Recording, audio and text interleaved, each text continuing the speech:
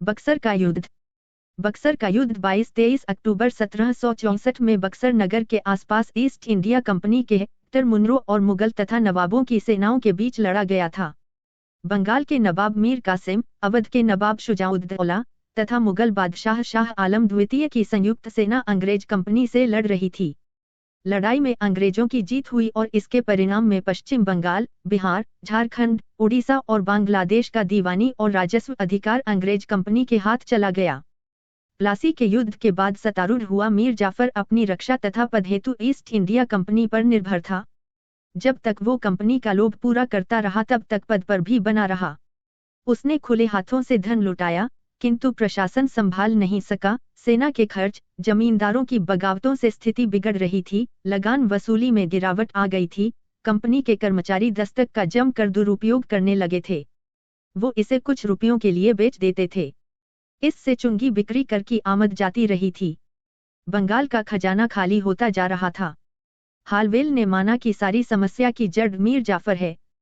उसी काल में जाफर का बेटा मीरन मर गया, जिससे कंपनी को अवसर मिल गया था और उसने मीर कासिम, जो जाफर का दामाद था, को सत्ता दिलवा दी।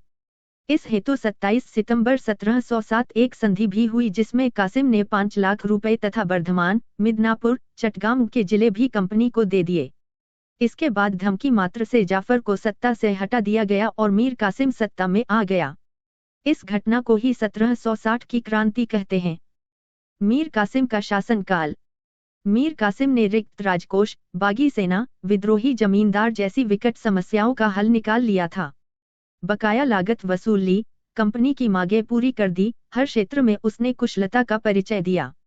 अपनी राजधानी मुंगेर ले गया ताकि कंपनी के कुप्रभाव से बच सके। सेना तथा प्रशासन का आधुनिकीकरण आरंभ कर दिया। उसने दस्तक पारपत्र के दुरुपयोग को रोकने हेतु चुंगी ही हटा दी। मार्च 1763 में कंपनी ने इसे अपने विशेषाधिकार का हनन मान युद्ध आरंभ कर दिया। लेकिन इस बहाने के बिना भी युद्ध आरंभ हो ही जाता, क्योंकि दोनों पक्ष अपने अपने हितों की पूर्ति में लगे थे। कंपनी को कठपुतली चाहिए थी, लेकिन मिला एक योग्य हाकिम।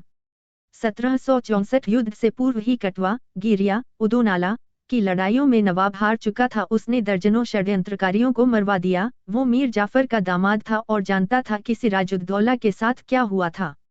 अवध, मीर कासिम, शाह आलम का गठजोड़। मीर कासिम ने अवध के नवाब से सहायता की याचना की। नवाब शुजाउद्दौला इस समय सबसे शक्तिशाली था। मराठे पानीपत की तीसरी लड़ाई से उबर नहीं पाए थे। मुगल सम्राट तक उसके यहाँ शरणार्थी था। उसे अहमद शाह अब्दाली की मित्रता प्राप्त थी। जनवरी 1764 में मीर कासिम उससे मिला। उसने धन तथा बिहार के प्रदेश के बदले उसकी सहायता खरीद ली। शाह आलम भी उनके साथ हो लिया, किंतु तीनों एक दूसरे पर संदेह करते थे। युद्ध के घातक परिणाम 22-23 अक्टूबर 1764 को बक्सर के युद्ध में हार मिलने के बाद मुगल सम्राट शाह आलम, जो पहले ही अंग्रेजों से मिला हुआ था, अंग्रेजों से संधि कर उनकी शरण में जा पहुंचा। वहीं अवध के नवाब शुजाउद्दौला और अंग्रेजों के बीच कुछ दिन तक लड़ाइयां हुई, लेकिन लगातार परास्त होने की वजह से शुजाउद्दौला को भी अंग्रेजों के सामने आत्मसमर्पण करने के लिए मजबूर होना पड़ा। अंग्रेजों के साथ संधि करनी पड़ी। वहीं इलाहाबाद की संधि के बाद जहां मुगल बादशाह शाह आलम को ब्रिटिश ईस्ट इंडिया कंपनी को उड़ीसा, बिहार, बंगाल का राजस्व और दीवानी कंपनी के हाथों सौंपना पड़ा, वहीं अवध के नवाब शुजाउद्दौला को भी अंग्रेजों से हुई संधि के मुताबिक करीब 60 लाख रुपए की रकम इस युद्ध में हुए नुकसान के रूप में अंग्रेजों को देनी पड़ी।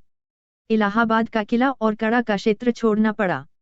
ब्रिटिश ईस्ट इंडिया कंपनी ने मीर जाफर की मृत्यु के बाद उसके पुत्र नजमुद्दौला को बंगाल का नवाब बना दिया।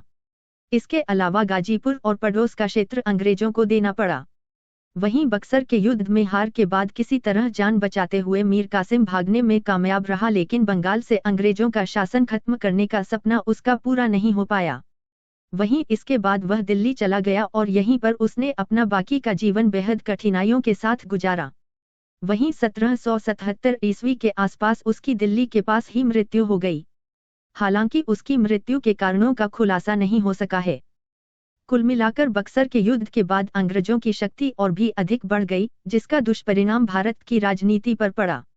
ज्यादातर राज्यों के शासक अंग्रेजों पर निर्भर रहने लगे और धीमे धीमे भारत का सामाजिक, नैतिक, राजनैतिक और आर्थिक मूल्यों का पतन होने लगा और अंततः अंग्रेज पूरी तरह से भारत को जीतने में सफल होते चले गए और फिर भारत गुलामी की बेड़ियों में बंध गया और अंग्रेजों के अमानवीय अत्याचारों का शिकार हुआ। इलाहाबाद की संधि। बक्सर के युद्ध की समाप्ति के बाद क्लाइव ने मुगल सम्राट शाह आलम द्वितीय तथा अवध के नवाब शुजाउद्दौला के साथ क्रमशः इलाहाबाद की प्रथम एवं द्वितीय के संधि की।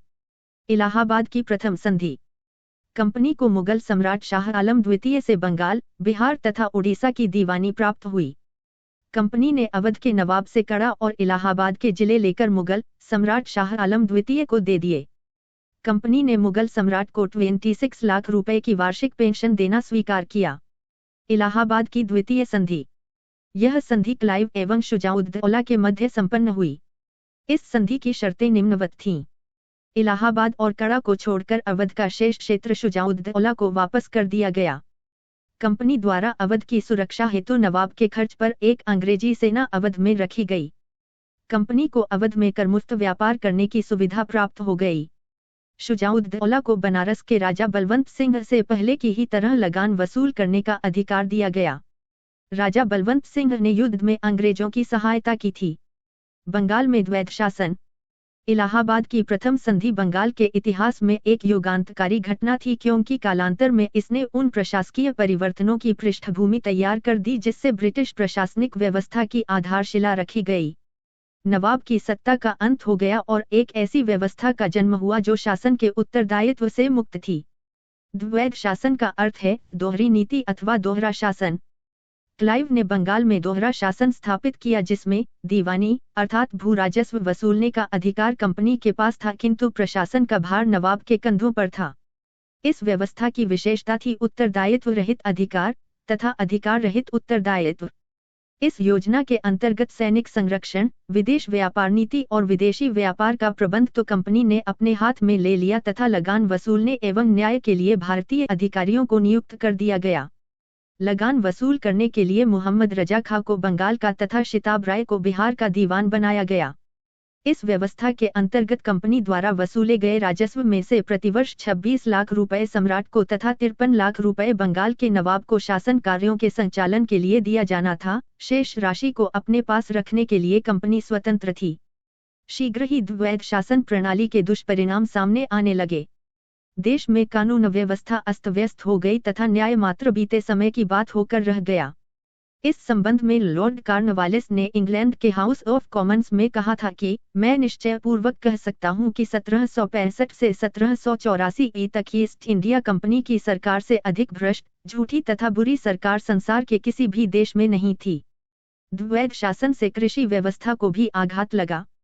राजस्व वसूली सर्वोच्च बोली लगाने वालों को दी जाने लगी। ऊपर से 1770 के बंगाल के अकाल ने तो कृषकों की कमर ही तोड़ दी।